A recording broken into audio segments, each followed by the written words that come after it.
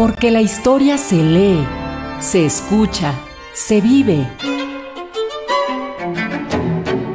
Radio Educación y el Instituto Nacional de Estudios Históricos de las Revoluciones de México presentan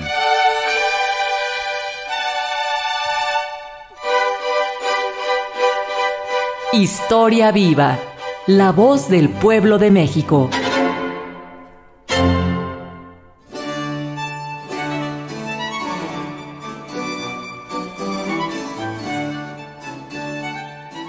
Queridos radioescuchas, esperamos que se encuentren muy bien y que hayan cenado muy rico y puedan tener unos días festivos agradables, o en el caso de que no celebren como tal estas fiestas, estén teniendo también un buen cierre de año ya de este 2023 que se va. Y nosotros, como siempre, agradecemos que acudan a nuestra cita con la Historia Viva, la voz del pueblo de México, el programa de Radio Educación y el Instituto Nacional de Estudios Históricos de las Revoluciones de México.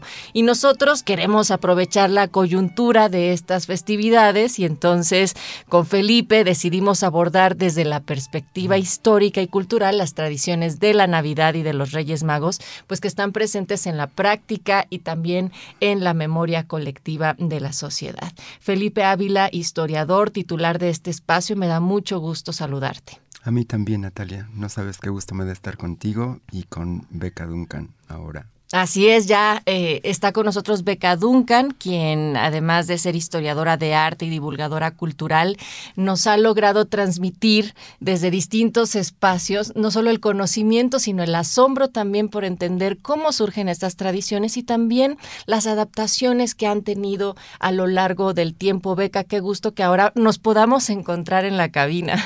Sí, qué gusto estar aquí con ustedes y bueno, también con su audiencia en estas fechas tan especiales. En este espacio ya hemos tenido a Beca Duncan como invitada, así es que también si ustedes están interesados en saber más sobre la tradición, por ejemplo, del Día de Muertos, pueden buscar nuestro programa especial que hicimos para el mes de noviembre del 2023 y ahí también podrán pues adentrarse más en ese tema. Hoy vamos a platicar sobre las anécdotas de estas dos tradiciones que han construido sentidos y significados culturales, pero antes les invito a conocer más sobre la trayectoria de Beca Duncan.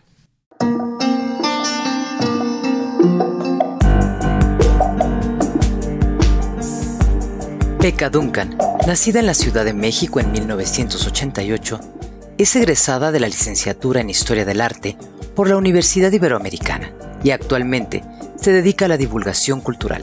Desde 2018 conduce el programa de televisión El Foco de ADN 40, junto con Héctor de Mauleón, enfocado en la historia de la Ciudad de México. Es columnista del suplemento cultural del periódico La Razón y de la revista Este País, así como articulista en la revista Nexos. Ha sido colaboradora de programas como Expreso Doble, de El Financiero Bloomberg, Dispara Margot Dispara, de MBC Radio, y El Mañanero en Aire Libre, conducido por Grosso. Recientemente, creó un canal de YouTube, donde produce y conduce las cápsulas La Historia de las Cosas y los Básicos del Arte. Es autora del libro Cara o Cruz, Lázaro Cárdenas, del sello Taurus. Ha participado en más de una docena de libros como investigadora, editora y traductora y en los equipos curatoriales de diversas exposiciones en México y el extranjero.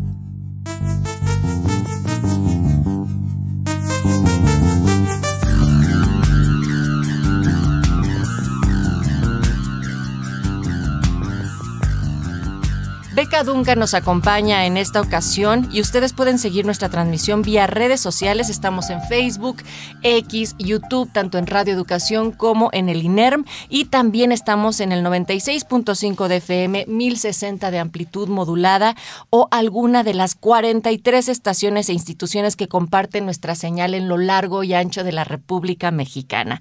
Hoy enviamos un saludo especial a nuestros radioescuchas por parte del Instituto Latinoamericano de la Comunicación Educativa, el ILCE, que además es una escuela formadora de comunicadores a quienes también recibimos constantemente aquí en Radio Educación. Bueno, pues empecemos. Beca, Felipe, me gustaría que nos ayudaras a dar un contexto, porque A ver, la Navidad es una gran fiesta familiar, nos reunimos, comemos, intercambiamos regalos en muchas ocasiones, pero también hay momentos para reflexionar. Hay unas personas que lo hacen de un sentido más religioso, otros ya más paganos, como incluso podría remontarse el surgimiento de estas fechas y celebraciones. Felipe, explícanos, ¿qué es la Navidad para la historia? Bueno, la Navidad, Natalia, es quizá la fecha más importante para la cristiandad. Es el día en que se conmemora, se celebra el nacimiento de Cristo, el Hijo de Dios. Es este momento tan especial para la religión cristiana, en donde Dios decide hacerse carne para salvar a la humanidad. Y el impacto que tuvo en la historia el cristianismo es fundamental, es una de las grandes religiones en la historia de la humanidad, y esta es la fecha más importante. Es una fecha que además se ha mezclado con una serie de tradiciones religiosas de otras religiones, de otros lugares, de otras épocas, porque las religiones tienen muchos elementos comunes.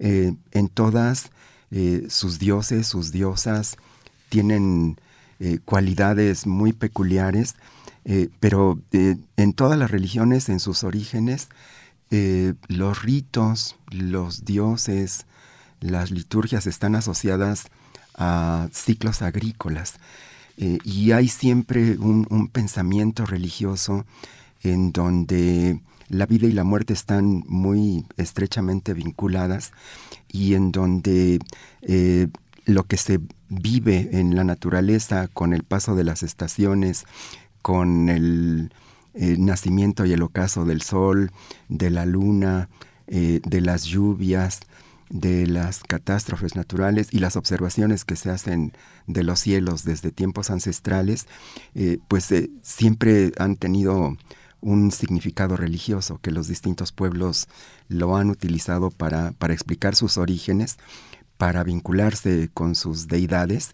Y la Navidad está muy relacionada con otras tradiciones de otras religiones europeas, en donde el solsticio de invierno tenía un significado muy especial, al igual que en culturas asiáticas. Había este momento en donde la noche es más larga, en donde el día es más corto, en donde termina el ciclo de la traslación de la Tierra durante un año y comienza uno nuevo. Ha tenido un significado muy especial para las religiones que lo han entendido, que lo han interpretado y que lo han utilizado para desarrollar sus propios mitos, sus propias tradiciones, y están muy vinculados a dioses muy, muy especiales.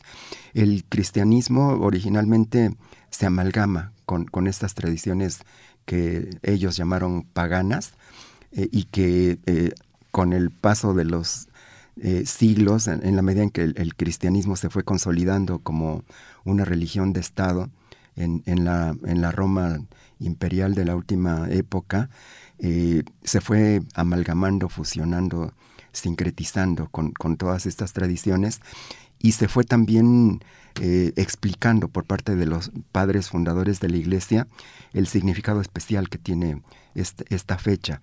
Y nosotros, que fuimos conquistados y colonizados por culturas europeas, aunque había también ritos y tradiciones de las culturas prehispánicas muy importantes que se mantuvieron y que se amalgamaron con lo nuevo que llegaba, pues la Navidad se convirtió también en una fecha central. Es, sin lugar a duda, la fecha más importante para la cristiandad, para los pueblos católicos, y pues México es una nación mayoritariamente católica y cristiana. Entonces, por algo es una fecha tan importante, y que se ha convertido también en una fecha familiar, quizá la más importante del año, solo comparable con la independencia de México, pero quién sabe, quizá la Navidad sea todavía más importante en términos sociales. Uh-huh.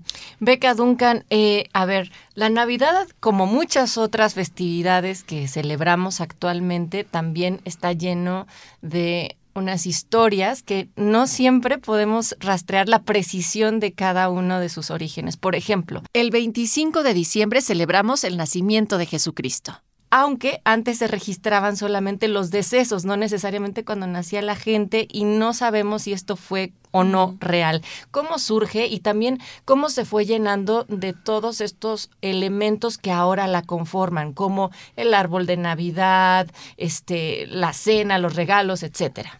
Sí, bueno, eso tiene mucho que ver con esto que explicaba Felipe, de estos procesos de sincretismo y de asimilación también de las distintas tradiciones que hay alrededor del mundo. Y efectivamente todo tiene que ver con el solsticio de invierno.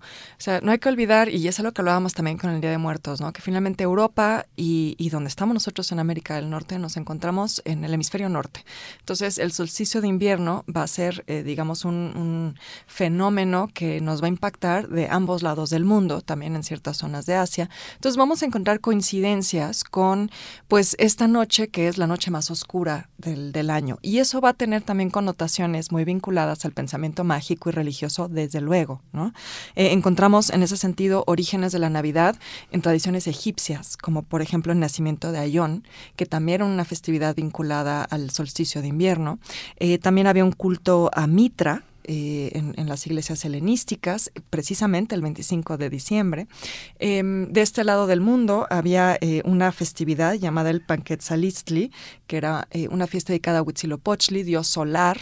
Entonces, desde luego que cobra un simbolismo muy particular. Si estamos hablando también de tradiciones que de cierta manera se trataban de pedir por el regreso del sol después de la oscuridad y el frío, ¿no? Y para la Navidad en particular, creo que como la entendemos hoy, está muy vinculada a las tradiciones del norte de Europa y de los procesos de cristianización de ese territorio, ¿no? Porque nosotros pensamos mucho en la evangelización aquí, pero olvidamos que en Europa también hubo procesos de evangelización, y sobre todo la manera en la que iba avanzando esta evangelización del norte fue muy interesante porque se fueron adoptando muchas costumbres. Hablabas, por ejemplo, del árbol de Navidad. El árbol de Navidad probablemente tiene un origen celta y de las culturas nórdicas. Ellos acostumbraban decorar árboles de hojas perennes, es decir, árboles que sobreviven el invierno. Entonces eso los vuelve también árboles con un simbolismo muy particular. Están vinculados a la buena suerte, a la buena fortuna. Y entonces los decoraban con frutos. ¿Por qué? Para pedir que después del invierno regresaran las cosechas, ¿no? Y eventualmente esto se va incorporando al cristianismo también. Y quizá donde encontramos también mucho vínculo con las tradiciones nórdicas es con Santa Claus. Santa Claus es de alguna manera una asimilación o un sincretismo vinculado al dios Odín.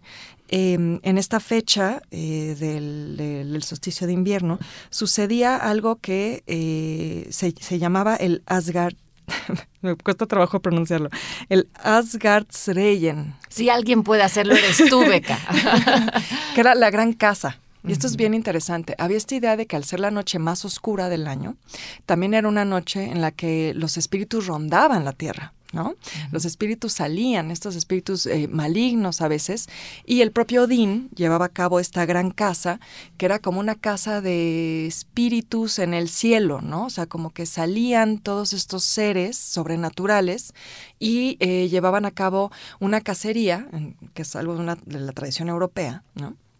Y el dios Odín, pues va a ser un dios barbado, con capucha, ¿no? O sea, muchas de las características que encontramos en Santa Claus hoy, en barba blanca, y andaba en un corcel de 8 patas. O sea, surcaba el cielo en un trineo con un corcel de 8 patas. Pues no es fortuito que Santa Claus tenga 8 renos, ¿no?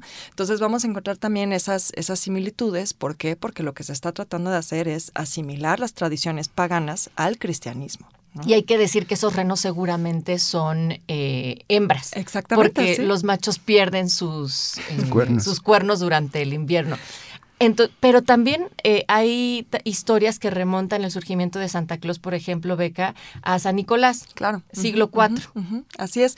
Sí, San Nicolás en ese sentido es bien interesante porque efectivamente va a ser, digamos, el origen histórico de Santa Claus de cierta manera.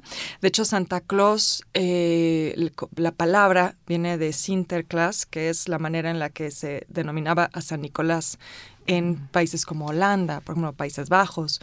Entonces sí viene de ahí el origen del nombre incluso, ¿no?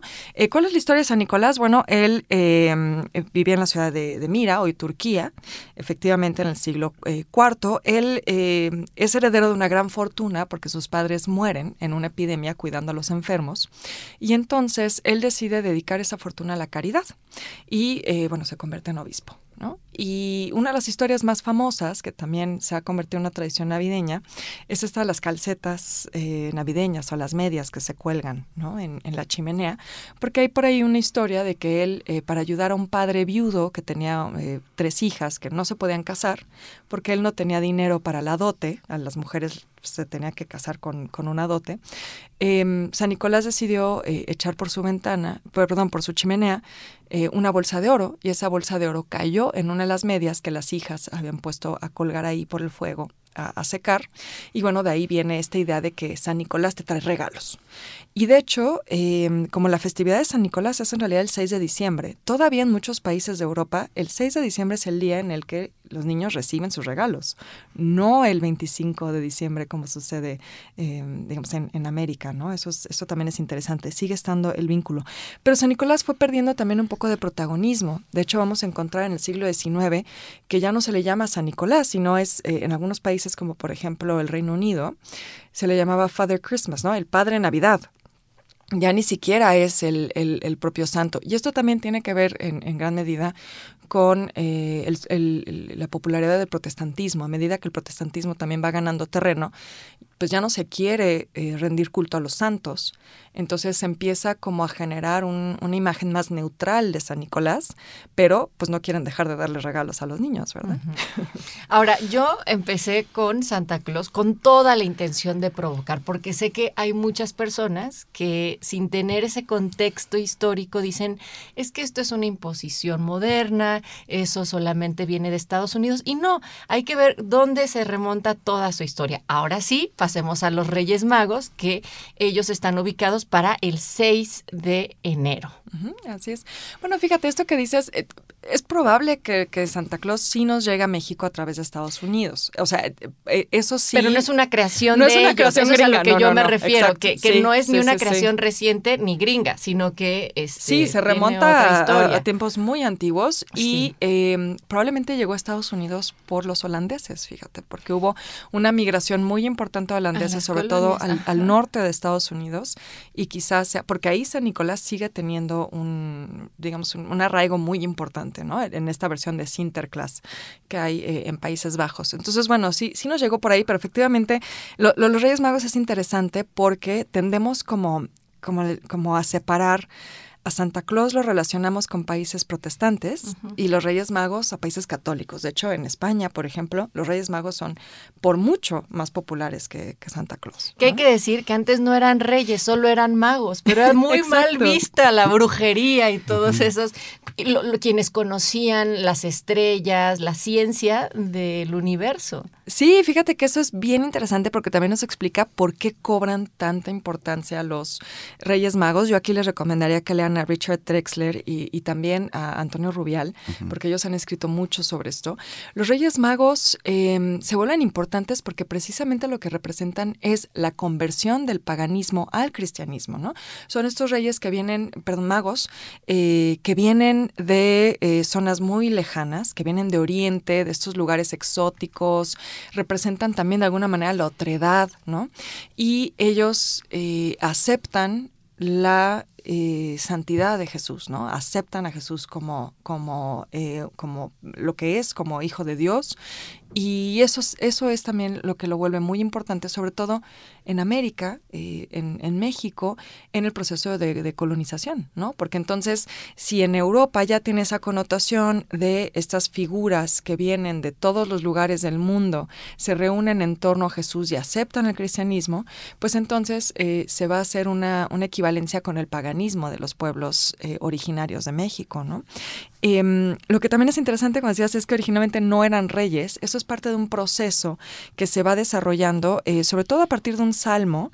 El Salmo 27 es de donde sacan, digamos, la explicación teológica de que efectivamente se tratan de reyes, Pero esto es un proceso que va sucediendo en realidad a lo largo de la Edad Media.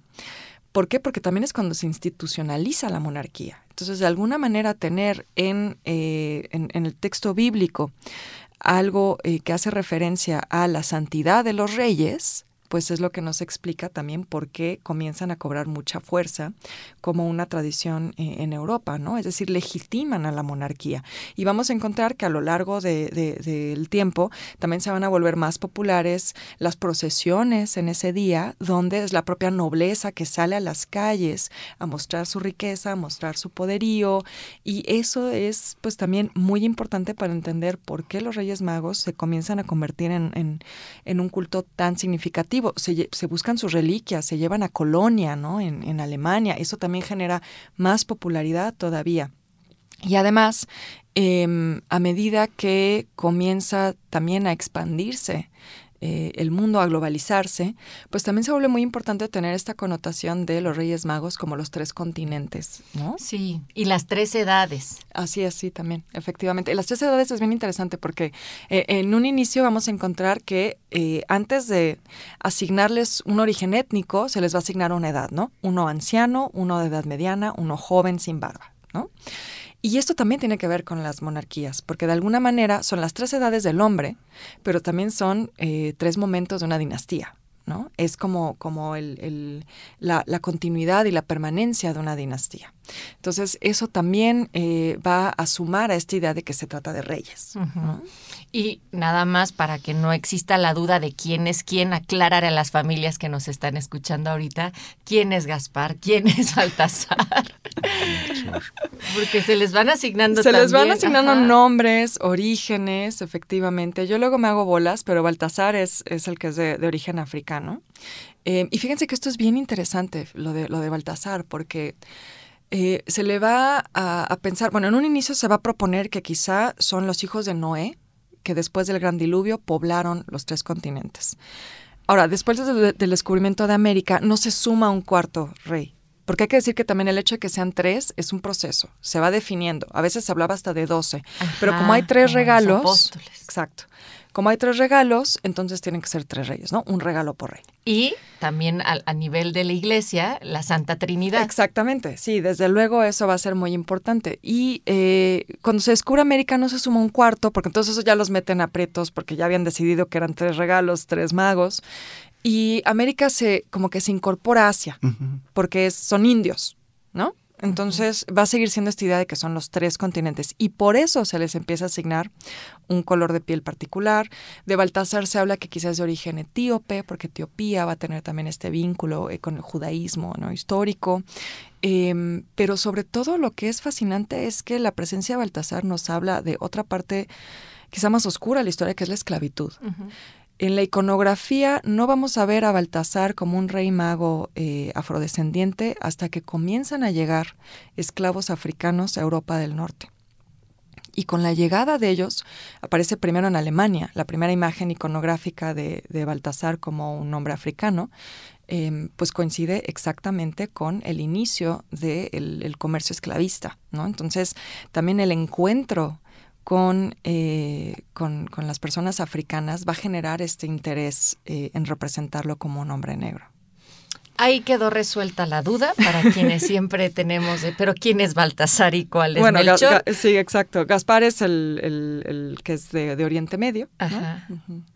Y mientras tanto, bueno, estamos platicando con Beca Duncan, con Felipe Ávila, estamos en este programa que hemos hecho con mucho cariño para ustedes, ya que ha pasado la Navidad, esperemos todavía haya recalentado por ahí alguna tortita y en lo que nos perfilamos también para el año nuevo. Mientras tanto, queremos invitarles a ver y escuchar, si es que nos acompañan también a través de las distintas redes, la cápsula que ha preparado el equipo titulada Santa Claus, el Evangelio Moderno. Cuando Madame Calderón de la Barca escribió en su memoria de viaje Una Navidad en México en 1840, se interiorizó con inteligencia y sensibilidad en nuestras costumbres y no deformó sus visiones con arraigados prejuicios como otros extranjeros lo hicieron. La marquesa narró: Navidad. Esta noche hace un año que llegamos a México. Y con qué diferente aspecto vemos ahora todas las cosas después de un año. Hoy nos rodean paisajes y acentos familiares, y sobre todo caras amigas. Pero aun cuando haya podido desaparecer la novedad con todos sus encantos y sus inconvenientes, nada existe en México que parezca vulgar. En palabras de la marquesa, la última noche de las posadas, la Nochebuena, era una auténtica asamblea familiar, una curiosa mezcla de devoción y esparcimiento, pero un cuadro muy tierno. Un ejército de niños vestidos de ángeles, de pastores y una procesión llena de luz alrededor de una bellísima escena, un nacimiento, una cena alarde de dulces y pasteles. Así de simple, su crónica remataba. No se nota que se celebre la Navidad de una manera especial.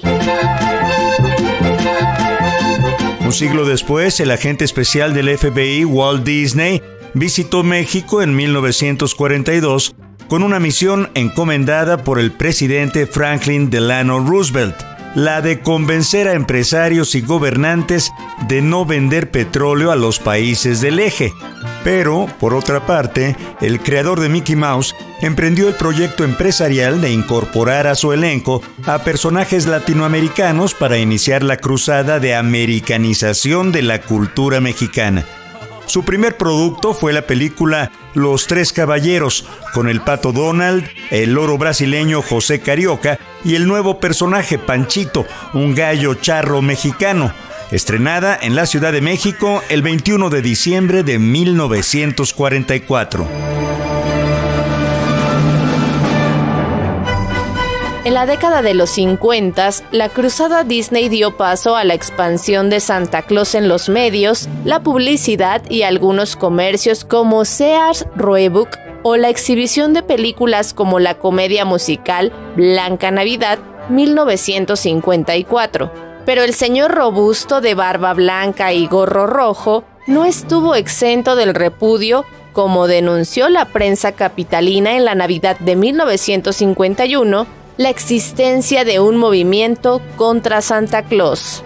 A Santa Claus se le consideró un invasor extranjero en oposición a la tradición mexicana de Gaspar, Melchor y Baltasar. La historiadora Susana Sosensky subrayó: lo mexicano se asociaba a lo tradicional, y lo tradicional a lo mestizo, lo español y lo católico. Santa Claus, como el otro, como un extranjero, en un inicio funcionó para construir un nosotros nacional. Colaboró en la definición de lo propio frente a lo ajeno. Para el intelectual Carlos Monsiváis, si Santa Claus tenía una religión, esta era la del consumo. Otras opiniones de la época señalaron a Santa Claus como la importación de ideas religiosas. Es una adopción de los países en que predominaban las sectas y las divisiones del protestantismo. El jueves de Excelsior se preguntaba ¿por qué adoptar legendarias versiones de países extranjeros? ¿Por qué cambiar la sencillez de nuestras creencias infantiles por las de los niños de otros puntos de la tierra? Más adelante sentenciaba: la ilusión de la Nochebuena y de la víspera del Día de los Reyes Magos se relacionaba íntimamente con las costumbres y tradiciones religiosas de nuestro pueblo y de nuestras familias. La oposición entre Santa Claus y los Reyes Magos fue cediendo su lugar al triunfo arrasador del primero, aquel extranjero indeseable que se convirtió en adorable, el invento de una nueva tradición que llegó para quedarse, el símbolo evangélico de la modernidad, de la transculturización inherente al desarrollo del capitalismo y el consumo.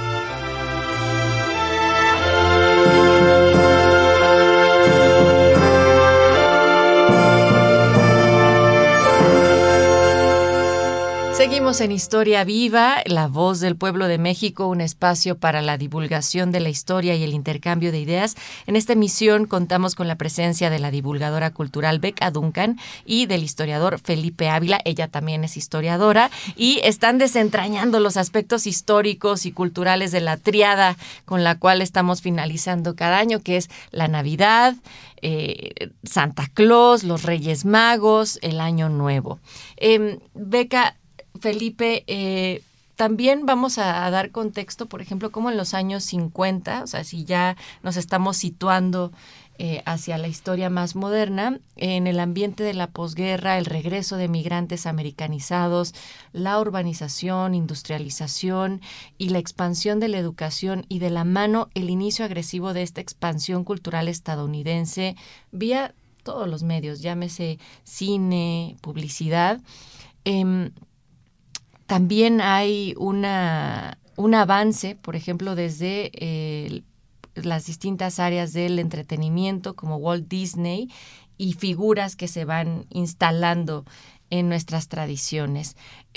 ¿Cómo ubicarías, Felipe, también en esta época, la década de la modernización del capitalismo, pero también cómo esto incide en las costumbres que teníamos nosotros y que después se transformaron? Pues como señalas, Natalia, es una década muy importante porque es la que sigue al fin de la Segunda Guerra Mundial, que reconfigura totalmente las relaciones de los distintos países del mundo.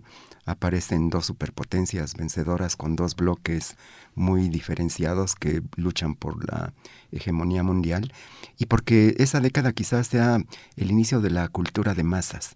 Esta masificación de los valores, de las tradiciones, de la literatura, del arte, de la historia, de las potencias hegemónicas y particularmente de los Estados Unidos. Es el inicio de la popularización, la ampliación del modo de vida americano, y desde luego, como señalas, hay muchísimos mexicanos que vivían del otro lado de la frontera, que se incorporan en distintos procesos durante la guerra y que al finalizar la guerra tienen que regresar a su país, y vienen con todas estas tradiciones que han conocido en la sociedad estadounidense, y comienza la gran penetración de la cultura estadounidense a través del cine, de las novelas, de la televisión. Comienzan hacia el final de esta década a llegar al mercado mexicano los primeros aparatos de televisión, y sobre todo en los 60s, y muchas de las series producidas en Hollywood son conocidas y son asimiladas por buena parte de la sociedad mexicana urbana, y creo que es entonces cuando comienza a tener auge que en la Navidad la figura de Santa Claus aparezca como central, porque creo que también la costumbre, la tradición de regalar juguetes a las niñas y niños en Navidad tenía otra figura importante, que era el niño Dios. Uh-huh. Yo recuerdo en mi infancia que había familias en donde a quien le pedían su lista de regalos era al niño Dios. Esto creo que se va abandonando, va desapareciendo, ya casi no hay quien se acuerde del niño Dios, y en cambio la figura de Santa Claus empieza a tener mucha presencia, mucha potencia, incluso rivalizando y a veces hasta ganándole a los Reyes Magos, porque creo que sí estaba más arraigada la tradición de que las niñas y los niños recibían sus regalos por portarse bien el día de Reyes, el 6 de enero. Y ahora ya hay, sobre todo las familias que tienen más recursos, que las niñas y los niños reciben 2 veces regalos, en Navidad con Santa Claus y el 6 de enero con los Reyes, ¿no? Sí. Pero creo que en la sociedad rural sigue teniendo más presencia, más fuerza la figura de los Reyes Magos, porque, como decía Beca hace rato, se asocia a Santa Claus con las culturas protestantes y a los reyes con la tradición católica. Sin embargo, creo que pues en estos 80 años que hemos visto que transcurren 70 años, aparecen las dos figuras como muy importantes dentro de las tradiciones familiares, del imaginario y pues de las expectativas de la niñez, ¿no? Para las niñas y los niños, creer en Santa Claus, creer en los Reyes, es una etapa muy importante en su evolución, y qué bueno que se mantengan estas tradiciones, pero sí hay que situarlas que sobre todo del mediados del siglo pasado hasta la fecha, forman parte de un proceso de masificación y también de comercialización y también de explotación por muchas de las principales empresas de diversión y de entretenimiento, que pues obtienen numerosas ganancias con estos productos, con estas mercancías. Que eventualmente, Beca, eso sí fue lo que hizo Coca-Cola al quitarle la pipa a Santa Claus y ponerle mejor una botella de refresco, y entonces se asocia directamente esa imagen ahora con la Navidad, con Estados Unidos. Sí, con el capitalismo, Así con el consumismo. O sea, se ha convertido también en una figura que representa todo eso, ¿no? Que pues no es otra cosa que el sueño americano. Uh-huh. Ahora, también hay que aquí romper un mito, porque ahora que hablabas de Coca-Cola, muchos creen que Coca-Cola es quien vuelve a Santa Claus rojo. No. Pero en realidad no.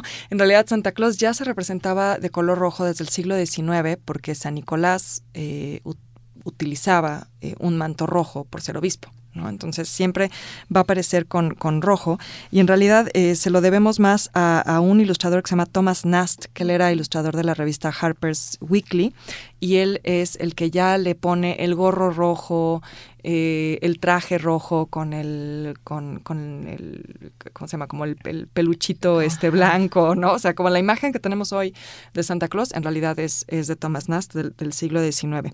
Pero efectivamente Coca-Cola lo aprovecha porque pues es su color institucional, ¿no? Es el color de su marca. Ahora, creo que también este proceso de americanización de la vida, que es lo que sucede con mucha fuerza en los años 50, sí va a jugar un papel muy importante en la popularidad de Santa Claus.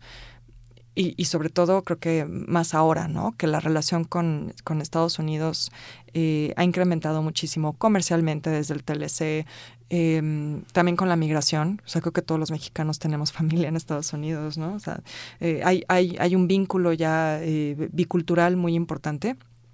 Pero yo lo rastrearé incluso un poco antes, porque creo que todo esto hay que entenderlo también como algo que inicia con los braceros. Uh-huh. Que es un poquito antes de la Segunda Guerra Mundial, porque hay un episodio muy curioso en la historia mexicana, que no sé si nuestros radioescuchas lo conozcan, cuando decidieron que Quetzalcóatl iba a dar los regalos de Navidad. Esto sucedió en 1930, en la presidencia de Pascual Ortiz Rubio. Sí. Pascual Ortiz Rubio decidió que era demasiado gringo esto del Santa Claus, porque efectivamente los braceros que se iban a trabajar durante temporadas regresaban a México. El programa Braceros me parece que inició en los años 20. Uh-huh. Entonces llegan con este referente de Santa Claus, y Pascual Ortiz Rubio dice, no, a ver, en el nacionalismo revolucionario esto no puede ser. Y deciden, supongo que para recuperar el origen prehispánico de esta fiesta que se hacía por el solsticio de invierno, deciden que va a ser Quetzalcóatl el que va a regalar los juguetes. Entonces, en el Estadio Nacional, el 23... O sea, ¿cómo se vio eso? Sí, el 23 de diciembre de 1930, en el Estadio Nacional, Pascual Ortiz Rubio y su esposa dieron regalos a los niños, y había una pirámide y bailes y una cosa loquísima que solo sucede en mi México mágico. Pero hay que entender que Quetzalcóatl no aparece ahí en su versión de serpiente emplumada. Hay que recordar que Quetzalcóatl es descrito como un hombre blanco barbado. Uh-huh. Entonces ahí está el vínculo con Santa Claus, de sustituir a Santa Claus con una figura de la mitología azteca, ¿no? Mexica. ¿Y qué decir, por ejemplo, también de cómo en distintos estratos sociales se fue adoptando o rechazando y marcando divisiones claras entre las familias mexicanas con respecto a si dábamos regalos o nos daban regalos en el 25 o hasta el 6, ¿no? Porque además hay todo un rito en el cómo prepararte para pedirles. Yo me acuerdo que para los Reyes Magos, le contaba a Felipe el otro día, además de bolear los zapatos y ponerlos debajo del árbol, había que haber dos cartas. Una la que mandabas al cielo y otra la que quedaba ahí, ¿no? Sí. Para Santa Claus sí escribías tu carta, pero no sé si era necesariamente así. No, fíjate que, bueno, esto que dices es bien interesante, porque creo que también hay que entender que esto de Santa Claus versus los Reyes Magos, como es el título de este episodio, está atravesado por temas de clase. Sí. Somos una sociedad profundamente clasista. Y racista. Pero totalmente. Entonces, sí está esta connotación que, como bien señalaba Felipe, que hemos hablado, es Santa Claus es de los países protestantes, los Reyes Magos de los países católicos, está ese tema, pero también tiene que ver con Santa Claus es de los que pueden ir al gabacho, ¿no? Claro. Yo, por ejemplo, les pongo una anécdota familiar. Mi papá nació en 1940, entonces a él le tocó este momento en la niñez de la americanización de la vida, ¿no? Y bueno, él decía que pues la tía rica se fue a Estados Unidos a comprar una wafflera. Y era ir el fin de semana que la tía te hiciera waffles, era una cosa así de una ilusión enorme y de un aspiracionismo también muy fuerte, ¿no? Es que ella sí pudo ir a Estados Unidos de vacaciones y se pudo comprar esto, ¿no? Sí, los electrodomésticos eran bienes importantes, de alto valor. Y era una manera de hacer la distinción de quién tiene dinero y quién no lo tiene, ¿no? La que tiene dinero hace su salsa en la licuadora, la que no en molcajete. Entonces sí tiene esa connotación y creo que todavía está muy presente. No, pues yo estoy fascinado escuchándolas. Es un programa muy ameno, muy agradable. A mí me parece que en todo esto que estamos platicando, lo que estamos haciendo es como dar más elementos para que entendamos muchas de las cosas que hacemos y que no conocemos sus orígenes, ¿no? Y su evolución. Me parece que es muy, muy bonito en estas épocas en donde descansamos, en donde cerramos ciclos, en donde esperamos comenzar uno nuevo, que son épocas de buenos deseos, de convivencia, de paz, de tranquilidad, saber más los orígenes de muchas de las cosas que hacemos sin saber de dónde vienen, ¿no? Y también, siendo muy bonitas todas estas fechas, pues también hay que pensar que para muchísima gente no son fechas de celebración. Las familias más pobres pues, no pueden darles juguetes a sus niñas y sus niños. Las familias que están viviendo situaciones de guerra. Yo creo que estas épocas también tienen que ser de reflexión y de empatía. Nosotros somos privilegiados. La vida que tenemos es una vida que nos permite disfrutar de estas fechas, pero hay muchas familias que no lo pueden hacer y creo que también nuestros pensamientos y nuestro cariño tiene que estar con ellos. Claro, y también esto que mencionas, Felipe, es, o sea, el sentir que en estas fechas tienen que estar caracterizadas por estos elementos como los regalos o las grandes comidas o las grandes cenas también ponen unos estándares que no están todavía adaptados a las realidades sociales de todo nuestro país, Beca. No, totalmente. El tema de los regalos de alguna manera se sustenta en los regalos de los Reyes Magos a Jesús, ¿no? Sí. O sea, ese digamos que sería el origen. Pero efectivamente se ha convertido de eso, que podría tener un trasfondo teológico, religioso. Y me gustaría ahora en esta parte, Beca, como siempre lo haces de manera espléndida, entender actualmente cómo están conviviendo estas dos tradiciones, estos dos sincretismos en nuestro país. Bueno, yo creo que sigue teniendo esta connotación de Santa es de los fifís y los reyes es de los del pueblo bueno. Creo que eso definitivamente y va a seguir presente mientras sigamos teniendo una sociedad desigual. Creo que eso es natural, que haya esas tensiones. Pero yo lo que pienso es que también, pues como con casi todo, perdemos de vista la dimensión histórica de las tradiciones, ¿no? Es decir, creo que poca gente se sienta a preguntarse, como lo hemos hecho en este programa, pues ¿de dónde viene Santa? ¿O de dónde vienen los reyes? ¿O en qué momento decidieron que iban a ser 3 reyes magos y que sí iban a ser reyes y no solo magos? O sea, es decir, creo que el trasfondo histórico se va perdiendo de vista, pero no me parece que eso sea algo necesariamente malo. Creo que eso pues nos toca a los historiadores rastrear los orígenes de las cosas. Creo que en esta parte del digamos, lo histórico contra lo contemporáneo, creo que sí domina en la narrativa de la Navidad la parte del consumismo, definitivamente. Pero también creo que, yo concuerdo con Felipe, es una época de reflexión y creo que eso también de alguna manera sigue presente, ¿no? un poco de la reflexión también de a dónde vamos el próximo año, qué queremos, este cierre de ciclo, que sí que tiene mucho que ver con el origen de la tradición, ¿no? El solsticio de invierno, que fue con lo que empezamos, es un cierre de un ciclo y el inicio de otro, ¿no? Entonces creo que de alguna manera eso sí sigue muy arraigado. Y es natural, los antropólogos nos dirían que pues hay estas coincidencias, ¿no? En las creencias, en las tradiciones, a lo largo y ancho del orbe, y lo seguimos encontrando hoy, si bien quizá no con la connotación religiosa mística que tenían un origen. Y es que podríamos hacer otro programa sobre las tradiciones que tenemos para recibir al año nuevo, para despedir el año viejo, que ese también es muy apasionante, entender cómo somos seres simbólicos, cómo necesitamos también de esos actos para poder no dar, bueno, sí, dar significado, pero también marcar distintos parteaguas en lo que estamos llamando vida. Sí, y creo que eso, como te decía, quizá no lo hacemos ya tanto con una connotación religiosa, pero sí necesitamos el simbolismo, sí necesitamos el hacer nuestra lista de lo que ahora sí voy a hacer en 2024. O sea, ahora sí voy a ir al gimnasio en 2024, ¿no? Ay, pongo changuitos de capa. Ahora sí voy a hacer dieta en 2024. Sí. Eso, los propósitos, quizás ya muy secular, pero sigue siendo una parte como... Los deseos, las uvas. Exacto, las uvas, como que todavía hay una superstición, todavía hay algo simbólico de iniciar el año nuevo, aunque seamos completamente ateos, ¿no? Seguro va a ser algo muy espiritual, Felipe, pero ¿tú qué haces en año nuevo para como prepararte? No, pues hago una recapitulación de todo lo que fue mi año.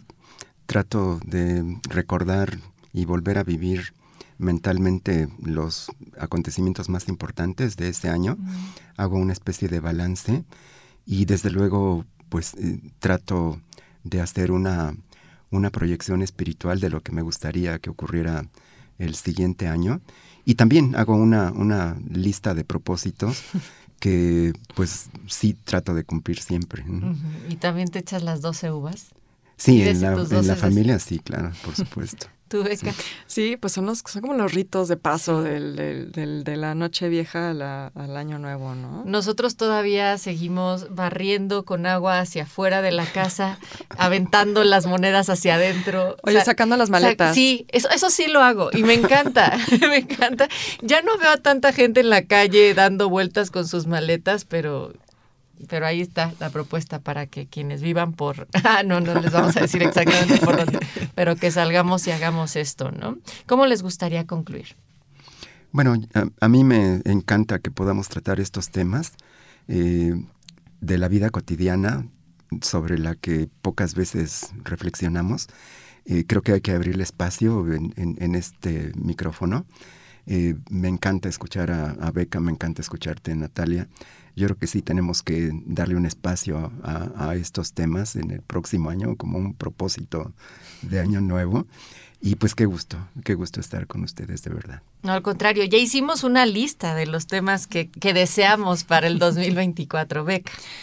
Pues yo lo que diría es que todo tiene una historia, todo tiene un origen. Es algo que a mí siempre me ha fascinado. Y yo invitaría a la gente a preguntarse por esa historia, a también tratar de buscar de dónde provienen las tradiciones, las cosas que a veces damos por sentado, que ya son parte de nuestra cotidianidad, como decía Felipe, porque siempre va a haber algo ahí que nos va a sorprender, ¿no? Uh-huh. Y otra reflexión que haría es que, como bien dijo Eric Hobsbawm, las tradiciones se inventan y eso no tiene nada de malo. Las tradiciones siempre se han inventado.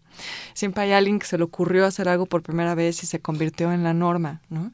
Entonces a veces yo diría que no seamos tan puristas de decir, es que esto es lo que se hace en la Navidad y tiene que ser así, porque en algún momento a alguien se le ocurrió inventárselo, ¿no? Sí, y además retomo esto que dices, Beca, para pensar en que si estos inventos y estas nuevas tradiciones funcionan para reunirnos, para ser elementos de cohesión social, para construir sociedades que nos ayuden a entendernos mejor entre los seres, pues qué mejor, y que se creen muchísimas más. De parte del equipo de Historia Viva, les deseamos que cierren de lo mejor este año 2024, este año 2023, y que ya es que yo ya estoy adelantada, ya estoy en el 2024, estoy proyectadísima. Sobre todo que también podamos acompañarles en nuestro siguiente ciclo para seguir pues con más conversaciones con respecto a la historia, no solamente de las distintas revoluciones, sino también, como lo escucharon el día de hoy, historias contemporáneas y que tienen que ver con lo que practicamos día con día. Gracias por acompañarnos durante este año. Les deseamos muchísima salud, muchísima prosperidad para ustedes y para todos sus seres queridos. Un abrazo bien apretujado aquí desde Radio Educación para todos nuestros radioescuchas de Historia Viva.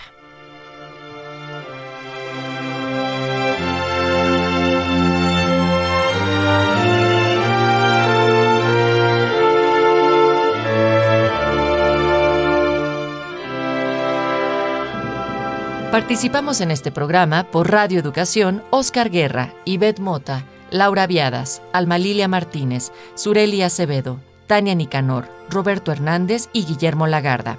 Por parte del INERM, Daniel Librado Luna y Salvador Castro. Soy Natalia Luna, en compañía de Beca Duncan y Felipe Ávila, bajo la producción de Mario Ledesma. Porque la historia se lee, se escucha, se vive. Radio Educación y el Instituto Nacional de Estudios Históricos de las Revoluciones de México presentaron